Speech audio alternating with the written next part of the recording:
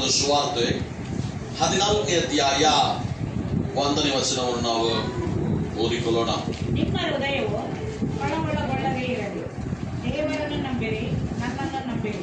ನಿಮ್ಮ ಹೃದಯವು ಕಳವಳಗೊಳ್ಳದೇ ಇರಲಿ. Let your hearts be not be troubled. ನಿಮ್ಮ ಹೃದಯವು ಕಳವಳಗೊಳ್ಳದೇ ಇರಲಿ.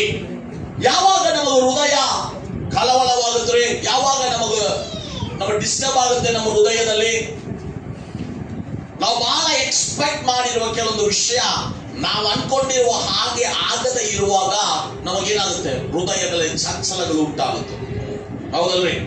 ನಾವು ಒಬ್ಬರನ್ನು ಬಹಳ ಪ್ರೀತಿ ಮಾಡ್ತಾ ಇರ್ತೇವೆ, ಅವರು ನಮ್ಮ ಪ್ರೀತಿಯನ್ನು ಏನ್ ಮಾಡುವಾಗ ರಿಜೆಕ್ಟ್ ಮಾಡೋರು. Let not your heart B trouble. ನಿಮ್ಮ ಹೃದಯಗಳು ಕಳವಳಗೊಳ್ಳದೇ ಇರಲಿ. ಯಾಕೆ ಶಿಷ್ಯರ ಹತ್ರ ಯೇಸು ಸ್ವಾಮಿ ಈ ಮಾತುಗಳನ್ನು ಹೇಳ್ತಾ ಇದ್ದಾನೆ? ಯೇಸು ಸ್ವಾಮಿ ತನ್ನ ಶಿಷ್ಯರ ಹತ್ರ ಈ ಮಾತುಗಳನ್ನು ಹೇಳ್ತಾ ಇದ್ದಾನೆ. ನೀವು 12-13ನೇ ಅಧ್ಯಾಯಗಳನ್ನು ಓದುವಾಗ ಅಲ್ಲಿ ಯೇಸು ಸ್ವಾಮಿ ತಾನು ಹೋಗುವುದ ಬಗ್ಗೆ ಮಾತಾಡ್ತಾ ಇದ್ದಾನೆ. ತನಗೆ ಹೋರಾಟ ಆಗುತ್ತೆ, ತಾನು ಶಿಲುಬೆಯಲ್ಲಿ ಬಲಿಯಾಗಿ ದೇವರ ರಾಜ್ಯಕ್ಕೆ ಹೋಗುತ್ತಾನೆ ಅಂತ ಮಾತುಗಳನ್ನು ಹೇಳುತ್ತಾ ಇರುವಾಗ ಶಿಷ್ಯರಿಗೂ ಈಗ ಏನಾಗಿದೆ, ಗೊಂದಲಗಳು ಉಂಟಾಗಿದೆ. ಇಷ್ಟು ತನಕ ನಮ್ಮನ್ನು ನಡೆಸುವಂತೆ ಯಾರಿದ್ರು? ನಮ್ಮ ಯಜಮಾನನು, ನಮ್ಮ ಸ್ವಾಮಿ, ನಮ್ಮ ಗುರು, ನಮ್ಮ ದೇವರು, ನಮ್ಮ ರಕ್ಷಕನು, ನಮ್ಮ ಮೆಸ್ಸಯ್ಯ ನಮ್ಮ ಜೊತೆ ಇದ್ದಾನೆ. ಬಟ್ ಇವತ್ತಿನಿಂದ ಆತನು ಈಗ ಏನ್ ಹೇಳ್ತಾ ಇದ್ದಾನೆ, ಇಷ್ಟು ದಿನ ನಾನು ನಿಮ್ ಜೊತೆ ಇದ್ದೇನೆ, ಇನ್ನು ಮುಂದೆ ನಾನು ಇರುವುದು ಇಲ್ಲ ಅಂತ ಹೇಳಿದ ತಕ್ಷಣ ಏನಾಗಿದೆ ಇವರಿಗೆ? ಸ್ವಾಮಿ ಹೇಳ್ತಾ ಇದ್ದಾನೆ, ಈಗ ಇನ್ನು ಮುಂದೆ ನಾನು ನಿಮ್ಮ ಜೊತೆ ಇರುವುದು ಇಲ್ಲ ಅಂತ ಹೇಳುವಾಗ ಶಿಷ್ಯರ ಒಳಗೆ ಏನಾಗಿದೆ, ಒಂದು ಗೊಂದಲ.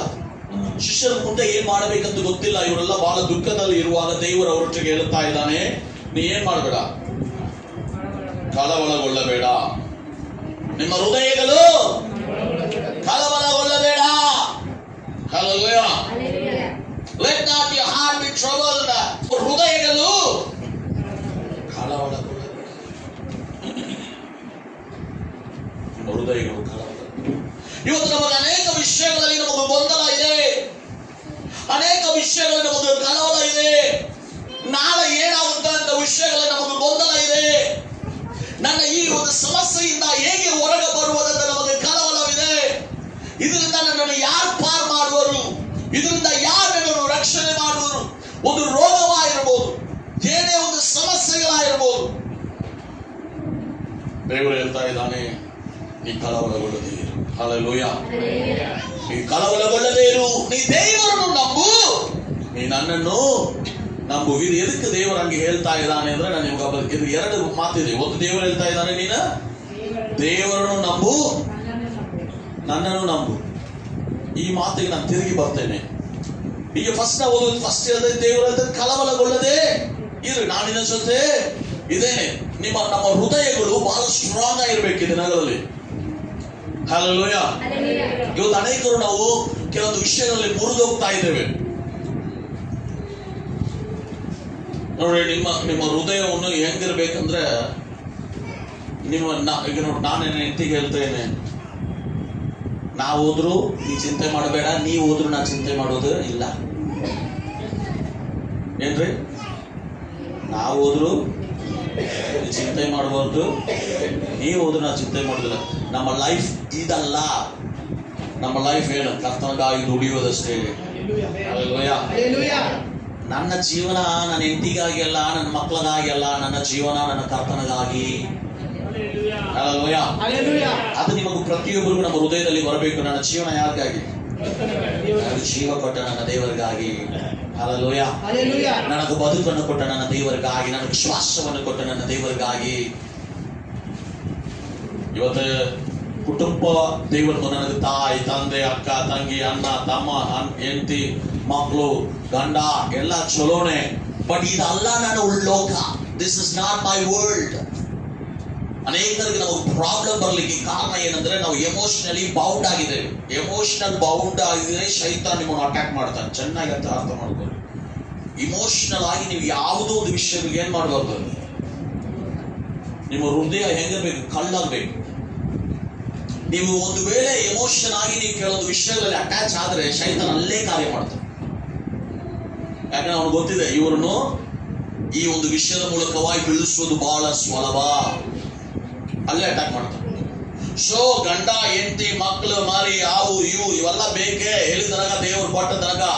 ಅದಕ್ಕೆ ಯೋಗನ ಹೇಳ್ತಾ ಇದ್ದಾನೆ, ದೇವರು ಕೊಟ್ಟಾನ್, ದೇವರು ತಗೊಂಡಾನ್, ದೇವರಿಗೆ ಸ್ತೋತ್ರ. ಅಷ್ಟು ಮಕ್ಕಳು ಸತ್ರು, ದೇವರೇ ಅಷ್ಟು ಮಕ್ಕಳು ಕೊಟ್ಟು ಅಷ್ಟು ಸಾಯಿಸಲ್ಲಪ್ಪ. ದೇವರನ್ನು ತಿರಸ್ಕಾರ ಮಾಡಿಲ್ಲ. ಮೈ ತುಂಬಾ ಗುಳ್ಳಿ ಬಂದು ದೇವರನ್ನು ತಿರಸ್ಕಾರ ಮಾಡಿಲ್ಲ. ತಾನು ಪಡೆದುಕೊಂಡು ಆಸ್ತಿ ಎಲ್ಲ ಕಳ್ಕೊಂಡಾನೆ. ರೋಡಲ್ಲಿ ಭಿಕ್ಷಕನಾಗಿ ಮೈ ತುಂಬ ಮೈಯಲ್ಲಿ ಒಂದು ಬಟ್ಟೆನೂ ಇಲ್ಲದೆ ಒಂದು ಓಡನ್ನು ತಗೊಂಡು ಕೆಬರ್ತಾ ಇದ್ದಾನೆ. ಆಗಲೂ ದೇವರನ್ನು ತಿರಸ್ಕಾರ ಮಾಡಿಲ್ಲ. ಅವನ ಬಾಯಿಂದ ಬರುವ ಮಾತು, ದೇವರು ಕೊಟ್ಟನು, ದೇವರು ತಗೊಂಡನು, ದೇವರಿಗೆ ಸ್ತೋತ್ರ. ಹಲ್ಲೆಲೂಯಾ.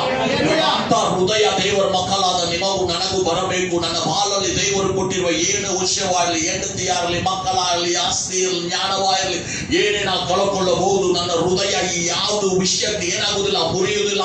ನನ್ನ ಹೃದಯ ತವಕ ಪಡುವುದು ಒಂದು ವಿಷಯಕ್ಕಾಗಿ ಮಾತ್ರವೇ. ನನ್ನ ಪ್ರಾಣ ಪ್ರಿಯನಾದ ಕೃಷ್ಣನೊಟ್ಟಿಗೆ ಇರುವ ಸಂಬಂಧವನ್ನು ನಾ ಅಗಲಿಸದೆ ಆತನೊಟ್ಟಿಗೆ ಇರುವ ಐಕ್ಯದಲ್ಲಿ ಫಲವನ್ನು ಪಡಿಸಿಕೊಳ್ಳುವುದರಲ್ಲಿ ಮಾತ್ರವೇ ನನ್ನ ಹೃದಯ ತವಕ ಪಡಬೇಕು. ಹಾಗೆ ತವಕ ಪಡುವುದಾಗಿದ್ದರೆ ಖಂಡಿತವಾಗಿ ನಾ ಹೇಳ್ತೇನೆ, ದೇವರ ಆತ್ಮ ನಮ್ಮ ಬಾಳಲ್ಲಿ ಅದ್ಭುತಗಳನ್ನು ಮಾಡುತ್ತಾನೆ. ಹಲ್ಲೆಲೂಯಾ. ನಮ್ಮ ಹೃದಯ ಅವಾಗ ಸ್ಟ್ರಾಂಗ್ ಆಗುತ್ತೆ. ಕನೆಕ್ಟೆಡ್ ಆಗಬೇಕು. ಯಾಕಂದ್ರೆ ನಾವು ಬೀಳುವುದು ಅದರಲ್ಲಿ. ಶೈತಾನವನ್ನು ಬೀಳಿಸುವುದಾದ್ರೆ ಶೈತಾನ ಗೊತ್ತಿದೆ, ಇವನು ಹೇಳುವುದಿಲ್ಲ, ಈಕೆಯನ್ನು ಬೀಳಿಸುವುದು ಇದರಲ್ಲೇ ಇರುತ್ತೆ. ಹಲ್ಲೆಲೂಯಾ. ಈ ಲೋಕದ ಎಲ್ಲಾ ವಿಷಯಗಳನ್ನು ಏನ್ ಮಾಡಿಕೊಳ್ಳಿ, ಶಿಲುಬೆಯಲ್ಲಿ ಹಾಕಿಸ್ಕೊಳ್ಳಿ. ಲೋಕದಲ್ಲಿರುವ ಎಲ್ಲ ವಿಷಯವನ್ನು ಶಿಲುಬೆಗೆ ಹಾಕಿಸ್ಕೊಳ್ಳಿ. ಶಿಲುಬೆಯನ್ನು ಹೊತ್ತುಕೊಳ್ಳಿ, ಆತನ ಹಿಂದೆ ಬನ್ನಿ. ಸೊ ನಿಮ್ಮ ಹೃದಯಗಳು ಈ ದಿನಗಳಲ್ಲಿ ಫಲ ಹೊಂದಬೇಕು. ನಿಮ್ಮ ಹೃದಯ ಬಹಳ ಇಂಪಾರ್ಟೆಂಟ್. ಈ ಹೃದಯ ಬಹಳ ಪ್ರೆಷಿಯಸ್. ಈ ಹೃದಯದಲ್ಲಿ ಬೇರೆ ಯಾರಿಗೂ ಜಾಗ ಇಲ್ಲ, ನನ್ನ ಪ್ರಾಣ ಪ್ರಿಯನನ್ನು ಬಿಟ್ರೆ. ಹಲ್ಲೆಲೂಯಾ. ಈ ಹೃದಯದಲ್ಲಿ ಪ್ರಥಮ ಸ್ಥಾನ ಯಾರಿಗೆ? ನನ್ನ ದೇವರಿಗೆ ಅಷ್ಟೇ. ನನ್ನ ಪ್ರಾಣ ಪ್ರಿಯ, ನನ್ನ ರಕ್ಷಕ, ನನ್ನ ದೇವರು, ನಾನು ಪ್ರೀತಿಸುವಂತ ನನ್ನ ಸ್ವಾಮಿ, ನನ್ನನ್ನು ರಕ್ಷಿಸಿದ ನನ್ನ ಸ್ವಾಮಿ, ಆತನಿಗೆ ನನ್ನ ಪ್ರಥಮ ಸ್ಥಾನ. ನೆಕ್ಸ್ಟ್ ಡೇ ನನ್ನ ತಾಯಿ, ತಂದೆ, ಕುಟುಂಬ, ಮಕ್ಕಳು, ಮರಿ, ಯಾವು ಇವು ಎಲ್ಲ. ಹಲ್ಲೆಲೂಯಾ. ಹೀಗೆ ನೀವು ಇರುವುದಾದರೆ ನಿಮ್ಮನ್ನು ಯಾರು ಶೇಕ್ ಮಾಡ್ಲಿಕ್ಕೆ ಸಾಧ್ಯ ಇಲ್ಲ. ಯಾಕಂದ್ರೆ ನಾ ಹೇಳ್ತಾ ಇರುವ ಎಲ್ಲ ವಿಷಯವು ಶೇಕ್ ಮಾಡುತ್ತೆ. ನಮ್ಮ ಹೊಂದಬೇಕು. Let not your heart be troubled. ನೀ ದೇವರನ್ನು ನೀ ನಂಬು. ನಿಮ್ಮ ಹೃದಯ ಏನಾಗಬೇಡ, ಕಳವಳಗೊಳ್ಳಬೇಡ. ನೀ ಏನ್ ಮಾಡ್ಬೇಕಾ, ನೀ ದೇವರನ್ನು ನಂಬಬೇಕು. ನಿನ್ನ ನಂಬಿಕೆ ದೇವರಲ್ಲಿ ಇರುವುದಾದರೆ ಇಂಥ ಪ್ರಾಬ್ಲಮ್ ನಿನಗೆ ಬರುವುದೇ ಇಲ್ಲ. ಹಲ್ಲೆಲೂಯಾ. ಕಾಂಪ್ರಮೈಸ್ ಆಗಬಾರ್ದು ಯಾವುದೋ ಒಂದು ವಿಷಯಕ್ಕಾಗಿ. ನನ್ನ ಹೆಂಡತಿಗಾಗಿ, ನನ್ನ ಮಕ್ಕಳಿಗಾಗಿ, ಅವ್ರಿಗಾಗಿ, ಇವ್ರಿಗಾಗಿ, ಅದು ಬಿಟ್ಟೆ ಇದು ಬಿಟ್ಟೆ ಏನು ಬಿಡಬೇಡ. ದೇವರು ಹೇಳ್ತಾ ಇದ್ದಾನೆ, ನನಗಾಗಿ ನೀ ಬಿಡ. ಹಲ್ಲೆಲೂಯಾ. ಸರಿ, ಈಗ ಅಲ್ಲಿ 12ನೇ ವಚನ ನೋಡಿ. 12ನೇ ವಚನ. ನಿಮಗೆ ನಿತ್ಯ ನಿತ್ಯವಾಗಿ ಹೇಳುತ್ತೇನೆ, ನನ್ನನ್ನು ನಂಬುವವನು ನಾನು ನಡೆಸುವ ಕ್ರಿಯೆಗಳನ್ನು ತಾನು ನಡೆಸುವನು ಮತ್ತು ಅವುಗಳಿಗಿಂತ ಮಹತ್ತಾದ ಕ್ರಿಯೆಗಳನ್ನು ನಡೆಸುವನು. ಹಲ್ಲೆಲೂಯಾ.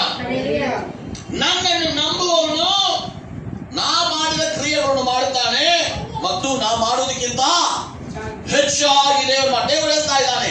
ಯೇಸುಸ್ವಾಮಿ ಹೇಳ್ತಾ ಇದ್ದಾನೆ, ಶಿಷ್ಯನೋಡು ಹೇಳ್ತಾ ಇದ್ದಾನೆ, ಅಪ್ಪ ನಾ ಹೋಗ್ತೇನೆ, ಬಟ್ ನೀ ನನ್ನ ಮೇಲೆ ನಂಬಿಕೆ ಇರುವುದಾಗಿದ್ದರೆ ಏನ್ ಮಾಡ್ತೇನೆ, ನಾ ಏನ್ ಮಾಡ್ತೇನೆ, ನಿನಗೆ ಹೆಚ್ಚಾದ ಕ್ರಿಯೆಗಳನ್ನು ಮಾಡುವಂತೆ, ನಾ ಮಾಡಿದಕ್ಕಿಂತ ಹೆಚ್ಚಾದ ಕಾರ್ಯಗಳು ಮಾಡುವಂತೆ ನಾನು ಮಾಡ್ತೇನೆ. ಹಲ್ಲೆಲೂಯಾ. ದೇವರ ನೀನು ನಂಬು, ನಿನಗಾಗುತ್ತೆ. ಹಲ್ಲೆಲೂಯಾ. ನಂಬುವವರಿಂದ ಎಲ್ಲ ಆಗುತ್ತೆ. ಬಾಜು ನೋಡಿ ಹೇಳ್ರಿ, ನಂಬುವವರಿಂದ ಎಲ್ಲ ಆಗುತ್ತೆ. ನಮ್ಮ ಕನ್ನಡ ಬಾಜು ನೋಡಿ ಹೇಳ್ರಿ, ನಂಬುವವರಿಂದ ಎಲ್ಲ ಆಗುತ್ತೆ. ಹಲ್ಲೆಲೂಯಾ. ನೀ ನಂಬುವದಾಗಿದ್ದರೆ ದೇವರು ಹೇಳ್ತಾ ಇದ್ದಾನೆ, ನಾ ಮಾಡಿದಕ್ಕಿಂತ ಹೆಚ್ಚಾಗಿ, ನಾ ಮಾಡಿದಕ್ಕಿಂತ ಹೆಚ್ಚಾದ ಕಾರ್ಯಗಳು ನೀನು ಮಾಡುತ್ತೆ ಅಂತ ಶಿಷ್ಯನೋಡು ಹೇಳ್ತಾ ಇದ್ದಾನೆ. ಸೊ ದೇವರು ನಮ್ಮನ್ನು ಶೂನ್ಯರಾಗಿ ಬಿಡುವಂತೆ ಅಲ್ಲ, ನಮ್ಮನ್ನು ಹಾಳು ಮಾಡಿ ಬಿಡುವಂತೆ ಅಲ್ಲ, ನಮ್ಮನ್ನು ನಾಶ ಮಾಡಿ ಬಿಡುವಂತೆ ಅಲ್ಲ, ಕೈ ಬಿಟ್ಟು ಹಾಗೆ ಹೋಗುತ್ತೇನೆ ಅಂತ ದೇವರು ಹೇಳಿಲ್ಲ. ಸ್ವಾಮಿ ಹೇಳ್ತಾ ಇದ್ದಾನೆ, ನಾ ಹೋಗ್ತೇನೆ, ಬಟ್ ಏನ್ ಮಾಡ್ತೇನೆ, ನೀ ನನ್ನನ್ನು ನಂಬುವುದಾಗಿದ್ದರೆ ನಾ ಮಾಡಿದಕ್ಕಿಂತ ಹೆಚ್ಚಾದ ಕಾರ್ಯಗಳನ್ನು ಮಾಡುವಂತೆ ಅಧಿಕಾರವು, ಬಲವು, ಶಕ್ತಿಯು ನಿನಗೆ ನಾ ಕೊಡುತ್ತೇನೆ. ಹಲ್ಲೆಲೂಯಾ.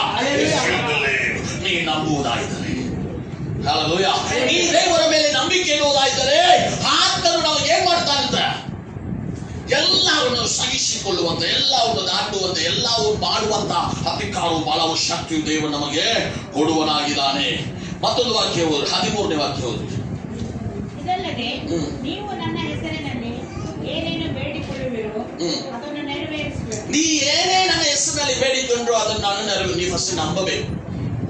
ನೀ ನಂಬುವಾಗ ನೀವು ದೇವರ ಕಾರ್ಯಗಳನ್ನು ಮಾಡ್ತೀವಿ. ನೀ ದೇವರ ಕಾರ್ಯಗಳನ್ನು ಮಾಡುವಾಗ ಏನಾಗುತ್ತೆ? ನೀ ಬೇಡಿದೆಲ್ಲ ದೇವರು ನಿನಗೆ ಕೊಡುತ್ತಾನೆ. Hallelujah. And you will do whatever, and I will do whatever you ask in my name. ಓದ್ರಿ ಮುಂದಿನ ವಾಕ್ಯ 13ನೇ ವಚನ. ಇದಲ್ಲದೆ ನೀವು ನನ್ನ ಹೆಸರಿನಲ್ಲಿ ಏನೇನು ಬೇಡಿಕೊಳ್ಳುವಿರೋ ಅದನ್ನು ನೆರವೇರಿಸುವೆನು. ಹೀಗೆ ಮಗನ ಮೂಲಕವಾಗಿ ತಂದೆಗೆ ಮಹಿಮೆ ಉಂಟಾಗುವುದು. ನೋಡ್ರಿ ಏನ್ರಿ? ನೀವು ನನ್ನ ಹೆಸರು ನೋಡ್ರಿ, ನಾವು ಅನೇಕರು ಈ ವಾಕ್ಯ ಒಂದು ತಪ್ಪಾದ ಕಲ್ಪನೆ ಮಾಡುದು. ನಾವು ಬೇಡಿದೆಲ್ಲ ದೇವರು ನನಗೆ ಕೊಡ್ತಾನೆ ಏನ್ರಿ? ಅಲ್ಲಿ ದೇವರು ಏನ್ ಹೇಳ್ತಾ ಇದ್ದಾನೆ? ನೀ ಬೇಡಿದ ವಿಷಯ ತಂದೆಗೆ ಮಹಿಮೆ ಕೊಡುವುದಾಯಿದ್ದರೆ ಅಷ್ಟೇ ನಿನಗೆ ಸಿಗ್ತದೆ. Hallelujah. Hallelujah. ಅನೇಕರು ಏನ್ ಮಾಡ್ತಾರೆ? ಆ ವಾಕ್ಯ ಅಷ್ಟೇ ತೆಗೆದು ನಾ ಬೇಡಿದೆಲ್ಲ ದೇವರು ನನಗೆ ಕೊಡ್ತಾನೆ. ನನಗೆ ಇವತ್ತು ಪ್ರೇಯರ್ ಮುಗಿದು ಹೋಗಿದ್ರೊಳಗೆ ದೇವರು ನನಗೆ ಒಂದು 50,000 ಬೇಕು, ದೇವರು ನೀ ಕೊಡಬೇಕು, ಇಲ್ಲಾಂದ್ರೆ ನೀ ದೇವರು ಇಲ್ಲ. ದೇವರ ಅಂತ ಪ್ರಾರ್ಥನೆ ಇಲ್ಲ ಹೇಳಿದ್ದು. ದೇವರು ಹೇಳ್ತಾ ಇದ್ದಾನೆ, ನೀ ಬೇಡುವುದು ಯಾರಿಗೆ ಮಹಿಮೆ ತರುವುದಾ ಇರ್ಬೇಕಾ? ದೇವರಿಗೆ ಮಹಿಮೆ ತರುವುದಾ ಇರ್ಬೇಕು. ಅದಲ್ರಿ? ಹಂಗಂದ್ರೆ ನೀ ಬೇಡಿದ್ರೆ ನಿನಗೆ ಸಿಗ್ತದೆ.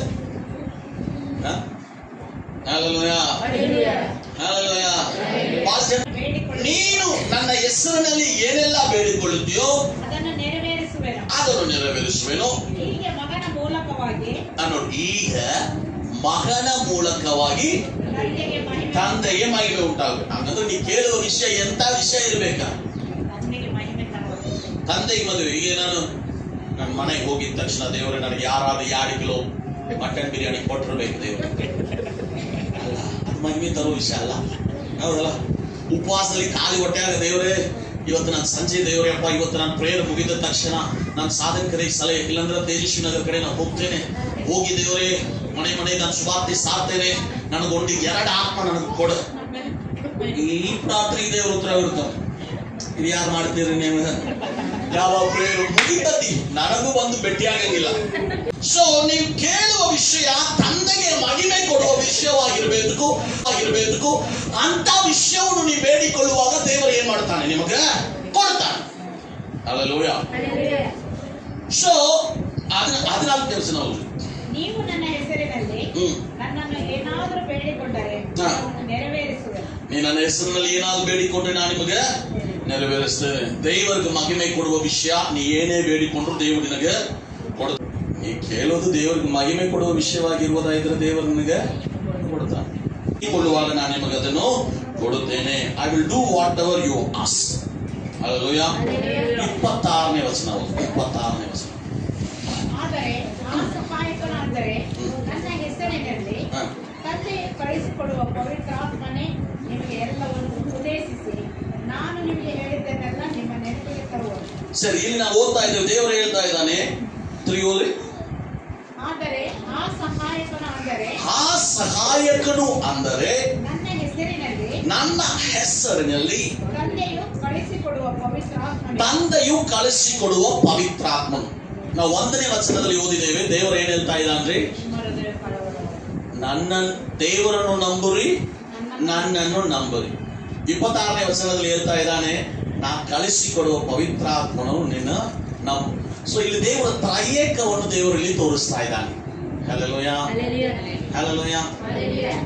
ತಂದೆಯಾದ ದೇವರನ್ನು ದೇವರು ಇಂಟ್ರೊಡ್ಯೂಸ್ ಮಾಡ್ತಾ ಇದ್ದಾನೆ, ಮಗನಾದ ಸ್ವಾಮಿನ ಇಂಟ್ರೊಡ್ಯೂಸ್ ಮಾಡ್ತಾ ಇದ್ದಾನೆ, ಪರಿಶುದ್ಧಾತ್ಮನಾದ ದೇವರನ್ನು ದೇವರು ಇಂಟ್ರೊಡ್ಯೂಸ್ ಮಾಡ್ತಾನೆ. ಇದೇ ಒಂದು ಅಧ್ಯಾಯದಲ್ಲಿ 1ನೇ ವಚನದಲ್ಲಿ ದೇವರು ಹೇಳ್ತಾ ಇದ್ದಾನೆ, ನೀ ತಂದೆ ದೇವರನ್ನು ನಂಬು, ನನ್ನನ್ನು ನಂಬು.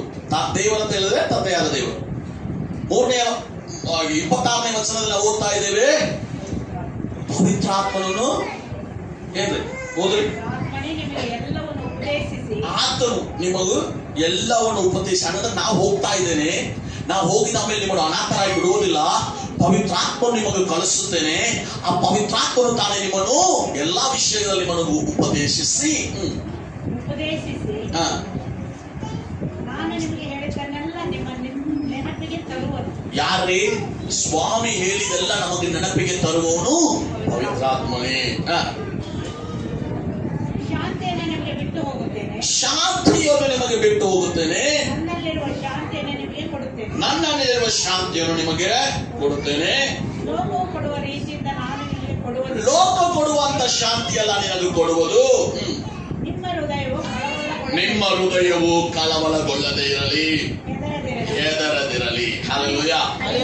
ನಾವು ಸ್ಟಾರ್ಟಿಂಗ್ ಪ್ರಾರಂಭ ಮಾಡುವಾಗಲೂ ಇದೇ ಹೇಳಿದ್ದೇವೆ, ನಿನ್ನ ಹೃದಯ ಕಳವಳಗೊಳ್ಳದೆ ಇರಲಿ. 27ನೇ ವಚನದಲ್ಲಿ ಮುಗಿಸುವಾಗಲೂ ಅದೇ ಹೇಳ್ತಾ ಇದ್ದೇವೆ, ನಿನ್ನ ಹೃದಯ ಕಳವಳಗೊಳ್ಳದೆ ಇರಲಿ. ದೇವರು ನಿಮ್ಮನ್ನು ಪ್ರೀತಿಸ್ತಾ ಇದ್ದ. ನಿನ್ನನ್ನು ದೇವರು ಪ್ರೀತಿಸಿದ ಹಾಗೆ ಬೇರೆ ಯಾರು ನಿನ್ನನ್ನು ಪ್ರೀತಿಸ್ಲಿಕ್ಕೆ ಸಾಧ್ಯ ಇಲ್ಲ. ಹಲ್ಲೆಲೂಯಾ. ಗಂಡ ಇರಲಿ, ಹೆಂಡತಿ ಇರಲಿ, ಮಕ್ಕಳಾಗಲಿ, ಯಾವ ಇರಲಿ, ಇವರಿರಲಿ, ನಮಗೆ ಅನೇಕ ಸಮಯದಲ್ಲಿ ನಮಗೆ ಅನಿಸುತ್ತೆ, ಮನೆಯಾಗಿರುವ ಜನರಿಗಿಂತ ನನ್ನ ಕಾಲೇಜಲ್ಲಿರುವ ಫ್ರೆಂಡ್ಸ್ ನನ್ನ ಬಹಳ ಪ್ರೀತಿ ಮಾಡ್ತಾ ಇದ್ದಾರೆ, ನಮ್ಮ ಅಮ್ಮ ಅಪ್ಪಗಿಂತ ನನ್ನ ಫ್ರೆಂಡ್ಸ್ ಬಹಳ ಪ್ರೀತಿ ಮಾಡ್ತಾ ಇದ್ದಾರೆ, ನಮ್ಮ ಫ್ರೆಂಡ್ಸ್ ನಮ್ಗೆ ಬಹಳ ಚಲೋ ಮಾಡ್ತಾರೆ. ಆ ಫ್ರೆಂಡ್ಸ್ ಎಲ್ಲ ಹೇಳಿದ್ರೆ ಬರ್ತಾರೆ ಸಂಜೆ 5 ಗಂಟೆಗೆ ನಾನು, ಆಮೇಲೆ ದಿಕ್ಕಿಲ್ಲ. ಹಲ್ಲೆಲೂಯಾ. ನಮಗೆ ಅನಿಸುತ್ತೆ ಮನೆಯಲ್ಲಿ ಇರುವುದಕ್ಕಿಂತ ನನ್ನ ಫ್ರೆಂಡ್ಸ್ ಜೊತೆ ಇದ್ರೆ ಬಹಳ ಚಲೋ ಇದೆ ಅಂತ. ಅದು ದೇವರಿಂದ ಆಗುವ ಯೋಚನೆಗಳಲ್ಲ, ಅದು ಶೈತಾನದಿಂದ ಉಂಟಾಗುವ ಯೋಚನೆಗಳು. ದೇವರು ನಮಗೆ ಕೊಟ್ಟಿರುವ ಈ ಒಂದು ಆತ್ಮೀಯವಾದ ಸಂಬಂಧ, ತಾಯಿ ತಂದೆ ಮಕ್ಕಳು, ನಾವು ಏನ್ ದೇವರು ನಮಗೆ ಕೊಟ್ಟಿದ್ದಾನೆ ಇದೇ ನಮಗೆ ಆಶೀರ್ವಾದ. ನನ್ನ ಹೃದಯ ಕಳವಳಗೊಳ್ಳದೆ ಇರಲಿ. ನೀವು ದೇವರನ್ನು ನಂಬುರಿ, ನನ್ನನ್ನು ನಂಬುರಿ, ಪವಿತ್ರಾತ್ಮ ನಂಬುರಿ. ನೀ ದೇವರನ್ನು ನಂಬುವುದಾದರೆ ನೀ ಬೇಡಿಕೊಂಡಿರುವ ಕಾರ್ಯಗಳು ದೇವರು ನಿನಗೆ ಕೊಡುತ್ತಾನೆ. ನೀ ದೇವರನ್ನು ನಂಬುವುದಾದರೆ ದೇವರು ಮಾಡಿದಕ್ಕಿಂತ ಹೆಚ್ಚಾದ ಕಾರ್ಯಗಳನ್ನು ಮಾಡುವಂತೆ ದೇವರು ನಿನಗೆ ಮಾಡುತ್ತಾನೆ. ಈ ದೇವರನ್ನು ನಂಬುವುದಾದರೆ ಈ ಲೋಕ ಕೊಡಾದ ಸಮಾಧಾನವನ್ನು ದೇವರು ನಿಮಗೆ ಕೊಡುತ್ತಾನೆ. ಹಲ್ಲೆಲೂಯಾ. ಮೂರು ವಿಷಯ. ಮೊದಲದಾಗಿ, ನೀ ದೇವರನ್ನು ನಂಬುವುದಾದರೆ ನೀ ದೇವರು ಮಾಡಿದಕ್ಕಿಂತ ಹೆಚ್ಚಾದ ಕಾರ್ಯಗಳನ್ನು ಮಾಡ್ಲಿಕ್ಕಾಗುತ್ತೆ. ನೀ ದೇವರನ್ನು ನಂಬುವುದಾದರೆ ನೀ ಬೇಡಿಕೊಂಡಿರುವ ಕಾರ್ಯಗಳು ದೇವರು ನಿನಗೆ ಕೊಡುತ್ತಾನೆ. ನೀ ದೇವರನ್ನು ನಂಬುವುದಾದರೆ ಈ ಲೋಕ ಕೊಡಾದ ಸಮಾಧಾನವನ್ನು ನಿನಗೆ ದೇವರು ಕೊಡುತ್ತಾನೆ. ನೀ ದೇವರನ್ನು ನಂಬು, ತಂದೆಯನ್ನು ನಂಬು, ಮಗನನ್ನು ನಂಬು, ಪವಿತ್ರಾತ್ಮನನ್ನು ನಂಬು. ನೀ ನಂಬುವುದಾದರೆ, ದೇವರ ಮೇಲೆ ಭರವಸೆ ಇರುವುದಾದರೆ ಖಂಡಿತವಾಗಿ ದೇವರು ನಿಮ್ಮನ್ನು ಆಶೀರ್ವದಿಸಿ ಉದ್ಧರಿಸುವಂತ ದೇವರಾಗುತ್ತಾನೆ. ಹಲ್ಲೆಲೂಯಾ. ದೇವರು ನಿಮ್ಮನ್ನು ಎಂದಿಗೂ ಕೈ ಬಿಡುವುದೇ ಇಲ್ಲ. ನೀ ಹೆದರಬೇಡ, ನೀ ಕಳವಳಗೊಳ್ಳಬೇಡ ಅಂತ ಹೇಳಿದ ದೇವರು ತಾನೇ ಎಲ್ಲ ವಿಷಯಗಳಿಂದ ನಮ್ಮನ್ನು ತಪ್ಪಿಸಿ ನಮ್ಮನ್ನು ಆತ್ಮೀಯವಾಗಿ ದೇವರು ನಮ್ಮನ್ನು ಬಲಪಡಿಸಿ ನಡೆಸಲಿಕ್ಕೆ ಶಕ್ತನಾಗಿದ್ದಾನೆ. ನಿನ್ನ ಹೃದಯ ಕಳವಳಗೊಳ್ಳದೆ ಇರಲಿ. ಬಾಜುರನ್ನು ನೋಡಿ ಹೇಳಿದ್ರೆ, ನಿನ್ನ ಹೃದಯ ಕಳವಳಗೊಳ್ಳದೆ ಇರಲಿ. ನಾವು ಕಣ್ಣೆಲ್ಲ ಮುಚ್ಚಿ ನಮ್ಮ ದೇವರಿಗೆ ಸಂತೋಷ ಪ್ರಾರ್ಥನೆ ಮಾಡೋಣ. ಶವಾರಗ ತುಡಮನ ಹದನಮ ರಿವಾರಗ ತುಡಮನ ಹದನಮ ವರಿವಾರಗ